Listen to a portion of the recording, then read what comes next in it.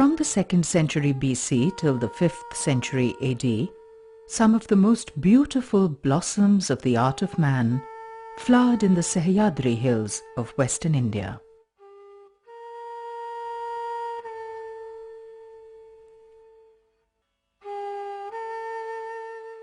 Here, amid the abundant beauty of nature, two streams met. The compassionate philosophy of the Buddha and the refined art of exquisite painting.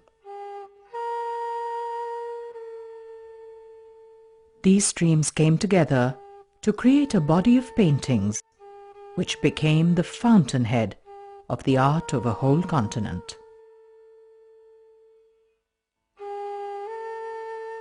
Painted across the walls of the Ajanta caves are the images of bodhisattvas, gentle seekers of truth.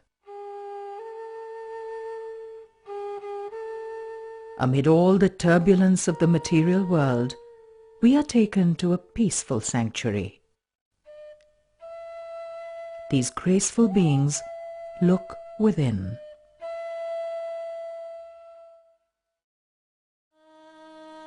In Tamil Nadu, the 7th century Shaivite paintings of the Kailashnath temple at Kanchipuram display the continuation of the classic tradition of Indian art.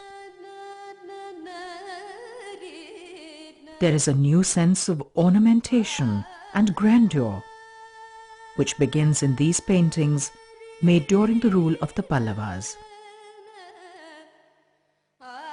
This culminates in the grand visions upon the walls of the great Chola temple of Brihadishwar at Thanjavur. This temple to the great Lord Shiv was made by King Rajaraj Chola to celebrate the magnificence of his empire.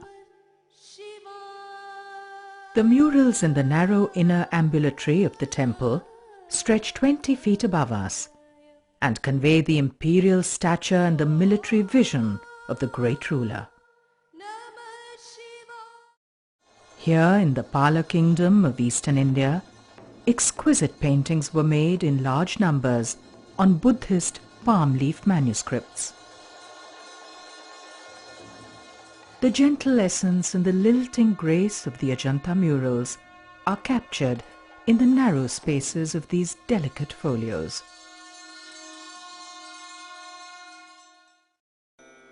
Jainism flourished in India at the same time as Buddhism.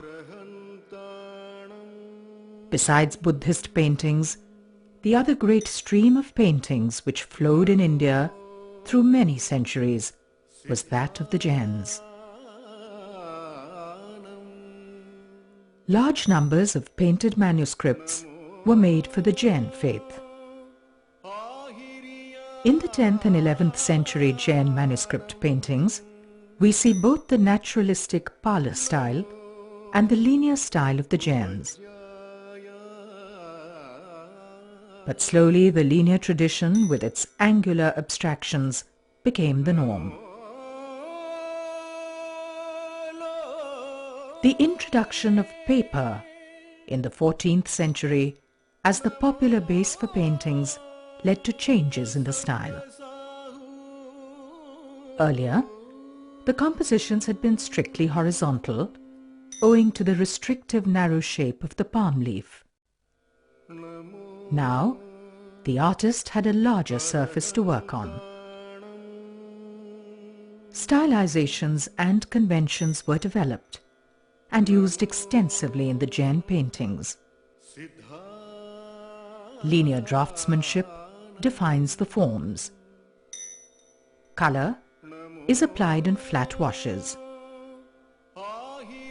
The stylized human figures with pointed noses and rounded chins resemble those at Ellora. The protruding eye, extending beyond the line of the face, adds to the vitality of these paintings. This style has come to be known as the Western Indian style of painting. In the early medieval period, With the fading of the classical style in Indian painting, this style became dominant across all of India. We see the protruding further eye in paintings as diverse as those in the Buddhist monasteries of Ladakh and in the Hindu temples of the Vijayanagar Empire.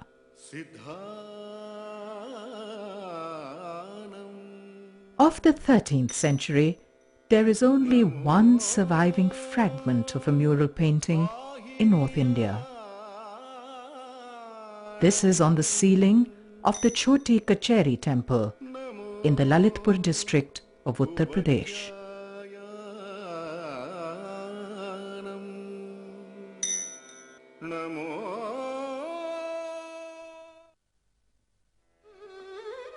The art of mural painting revived after a long gap with the establishment of the great Vijayanagar Empire in the 14th century.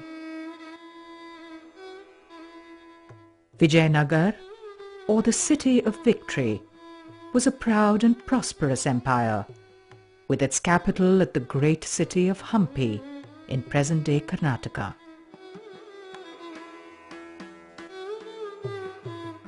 The paintings on the ceilings of the magnificent Virupaksh temple at Hampi and the great temple at Lepakshi display a rare vigor and beauty.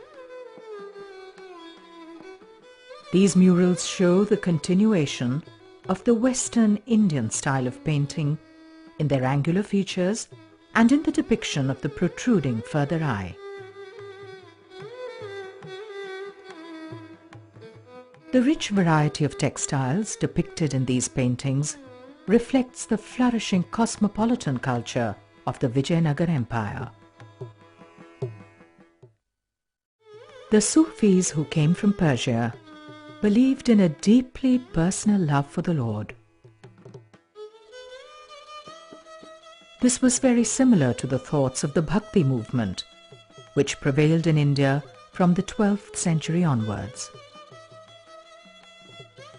Both believed in single-minded devotion to the Lord and spoke of the soul's yearning to be reunited with God. Exquisite paintings were the result of this confluence of cultures.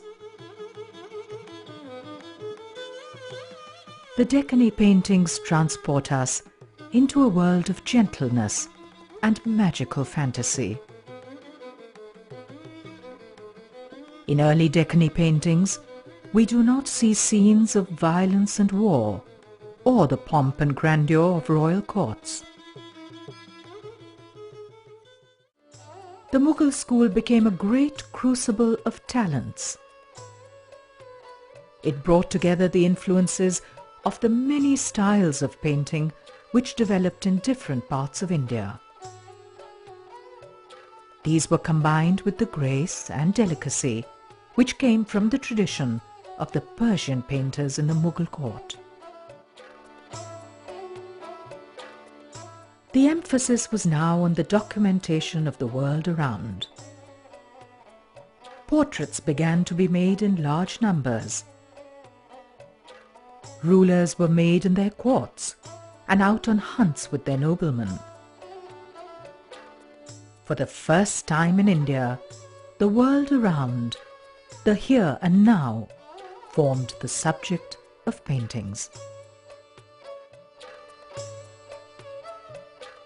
Mughal paintings brought a new sense of refinement and jewel-like perfection to the tradition of Indian painting. Meanwhile, Rajasthani paintings had continued the styles which were developed in the Western Indian tradition of painting. The liveliness and vivid colours of the earlier idiom are to be seen in the paintings of the Chor Panchashika style and in the vibrant early paintings of Malwa and Mewar. These paintings are marked by essentially simple compositions and brilliant colours. In these Pahari paintings, we see again the depth of compassion and sense of the great harmony of the whole world, which was seen in the ancient paintings. There is in these lyricism and joy, and the unabashed love of the Lord. Again, here is a school of painting which takes us far away from the fretful concerns of the material world. By the end of the 18th century, the British Empire dominated most of the subcontinent. Indian rulers and nobles looked towards the British to emulate their ways. In the 18th and 19th centuries, the continuing tradition of painting from ancient times was disrupted. The new European patrons retained their strong sense of identity with the land they came from, and they wished to have paintings of Indian subjects to show back home. They also wished to document the customs and manners of the diverse range of Indian people so as to better understand them, to govern them effectively. Indian painters adapted their talents to suit the tastes of the new patrons. Art schools were set up to teach Indian artists to paint according to the norms of the Western academic style. A new generation of Indian painters was trained in oil painting and this style of realism. In 1947, India won its freedom from colonial rule to become an independent nation. The search for a truly modern Indian identity continued for Indian painters. They had a rich heritage of art and philosophy coming to them from ancient times. However, this tradition had been fractured over a few hundred years. The last 50 years have been marked by a great endeavour of the Indian artist to find his roots again. To formulate an artistic idiom for modern India, which inherits past traditions and is also relevant to the concerns of contemporary society. The 20th century has seen the rise of the individual. For the Indian artist, it has been a lonely journey. Society no longer provides the collective support which stems from a shared sense of harmony of the world.